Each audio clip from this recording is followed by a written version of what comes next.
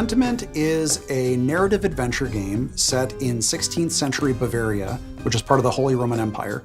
You play a character named Andreas Mahler, who is an artist working at a Benedictine abbey. He gets involved in a series of murders and scandals and tries to unravel them over a period of about 25 years. The name Pentiment, it is specifically referring to paintings in which there's an older painting underneath the painting that you see on the top. And if you scrape away the top layer, you see what was left behind.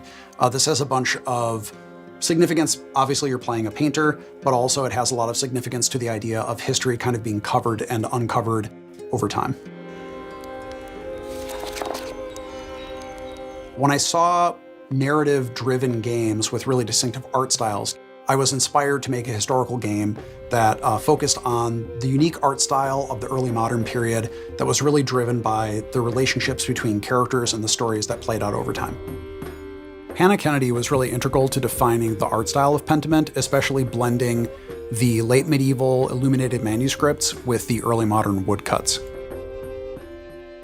Yeah, so there's a lot of major points to solve and kind of marry between wanting this to be a true to the history, true to the feel of the source material that we were referencing as far as the narrative, but also thinking about the types of games that were like what we imagined we wanted as far as a gameplay experience.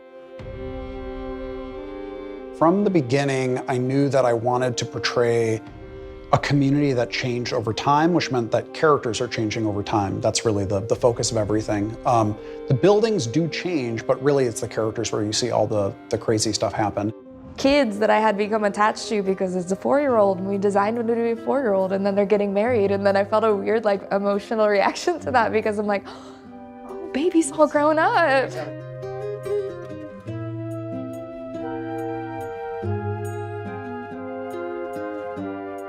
I think the 16th century has always been really interesting to me because it was a time of such social upheaval in Europe. I think when we look at social change in the past, it seems like it's a thing that always happens outside of our time. But right now, I think we're maybe more aware than ever that social change is happening constantly, and people are always struggling with it. It's always a difficult process. And so I hope that by looking at people from the past, we can see that even though the setting might be different and the specific issues might be different, ultimately we always struggle with social change.